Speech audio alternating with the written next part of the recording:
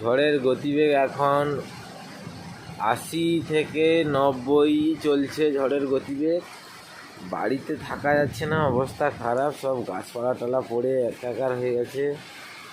এত পরিমাণে ঝড় হচ্ছে যে জলও এত হয়েছে, জমিনে জল যেন একদম রুই করছে, একদম বাড়ি ঘরটর ডুবে যাবে যেন, এত বৃষ্টি হচ্ছে। ঝড়ের পরিমাণ এত গতিবেগ, এত ঝড়ের গতি যে শ্বাস করছে, অবস্থা খারাপ। গাছ টাছ পড়ে গেছে অনেক, প্রচুর পরিমাণে বৃষ্টি হচ্ছে।